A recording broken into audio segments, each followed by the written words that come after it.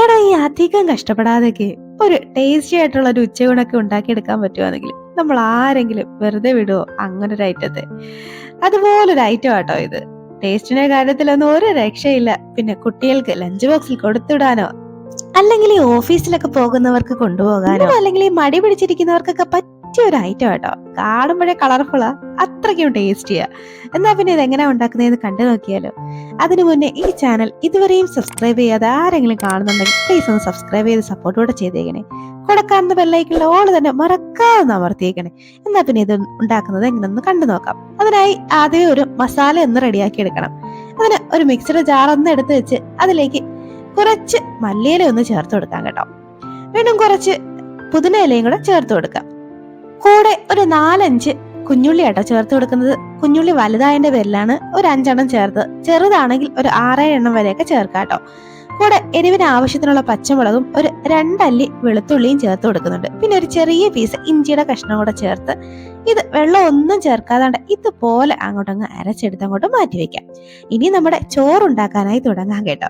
വളരെ എളുപ്പത്തിൽ ഉണ്ടാക്കിയെടുക്കാൻ കേട്ടോ. ഒരു 5 മിനിറ്റിലൊക്കെ സംഭവം റെഡിയാവും. ഇതിലേക്ക് കുറച്ച് വെളിച്ചെണ്ണ, അതായത് ഒരു 1.5 ടേബിൾ സ്പൂണോളം വെളിച്ചെണ്ണ ആഡ് ചെയ്ത് നമ്മൾ അരച്ച് മാറ്റി വെച്ച ആ മിക്സും കൂടെ അങ്ങോട്ട് ചേർത്ത് കൊടുക്കാം.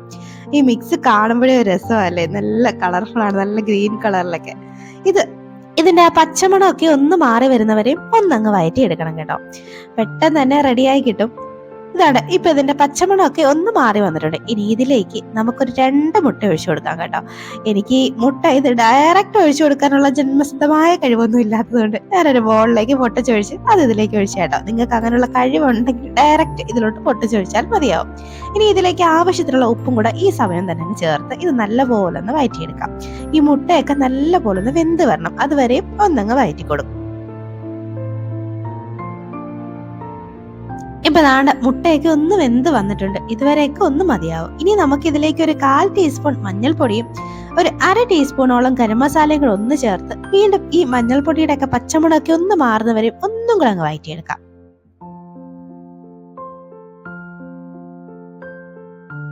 ഈ ചോറുണ്ടാക്കുമ്പോഴേ ഒരു പ്രത്യേക മണമൊക്കെ അങ്ങോട്ട് വന്നു തുടങ്ങും കേട്ടോ. ഈ പുതിനയിലേക്ക് ചേർക്കുന്നത് കൊണ്ട് തന്നെ ഒരു വല്ലാത്തൊരു വാസനയാട്ടോ. നമുക്ക് ഈ ഉണ്ടാക്കുമ്പോഴേ കഴിക്കാൻ അങ്ങ് തോന്നും. അതെ, ഇതുപോലെ ഒന്ന് പച്ചമുളകൊക്കെ ഒന്ന് മാറിയതിന് ശേഷം ഇനി നമുക്ക് ഇതിലേക്ക് റൈസ് ഇട്ട് കൊടുക്കാം കേട്ടോ. നിങ്ങൾക്ക് ഏത് റൈസ് വേണമെങ്കിലും എടുക്കാം. ഞാനിവിടെ മട്ടേരി ചോറാ എടുക്കുന്നത്. നിങ്ങൾക്ക് ബിരിയാണി റൈസോ നിങ്ങൾക്ക് ഇഷ്ടമുള്ള റൈസ് വേണമെങ്കിൽ എടുക്കാം.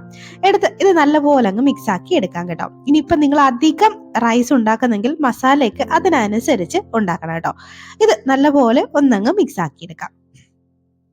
ഇതുപോലെ അങ്ങ് മിക്സ് ആക്കി എടുത്തതിന് ശേഷം ഈ സമയം ഇതിലേക്ക് നിങ്ങൾക്ക് ഉപ്പൊക്കെ ഒന്ന് ചെക്ക് ചെയ്യാം കേട്ടോ. ഞാനിവിടെ കുറച്ച് ഉപ്പും കൂടെ ചേർത്ത് കൊടുക്കുന്നുണ്ട്.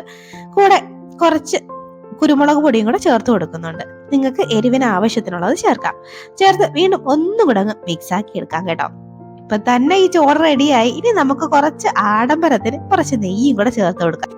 നെയ്യോ വെളിച്ചെണ്ണയോ എന്താച്ച ചേർക്കാൻ കേട്ടോ. അതൊക്കെ നിങ്ങളുടെ ഇഷ്ടത്തിന് വിട്ട് തന്നേക്കുന്നത്. പിന്നെ നെയ്യാവുമ്പോ കുറച്ചും കൂടെ ഒരു ടേസ്റ്റ് ഉണ്ടാവും, അത്രേ ഉള്ളൂ. ഇനി വീണ്ടും ഒന്നും കൂടെ ഒന്ന് മിക്സ് ആക്കി എടുത്താൽ ഇനി നമുക്ക് കുറച്ച് ആഡംബരം കൂടെ ആയാലോ. അതിനുവേണ്ടി കുറച്ച് മല്ലിയിലയും കൂടെ ചെറുതായിട്ട് അരിഞ്ഞ് അതും കൂടെ അങ്ങ് ചേർത്ത് കൊടുത്താൽ നമ്മുടെ ചോറൂടെ റെഡിയായി വന്നിട്ടുണ്ട് കേട്ടോ. അപ്പൊ നമുക്ക് വളരെ എളുപ്പത്തിൽ ഉണ്ടാക്കിയെടുക്കാം, എന്നാൽ വളരെ ടേസ്റ്റിയുമായിട്ടുള്ള ഒരു റൈസ് ആട്ടോ. നിങ്ങൾ എല്ലാവരും ഒന്ന് ട്രൈ ചെയ്ത് നോക്കൂ. ട്രൈ ചെയ്ത് നോക്കിയിട്ട് മറക്കാതെ നിങ്ങളുടെ അഭിപ്രായം കമന്റ് ബോക്സിൽ അറിയിക്കും.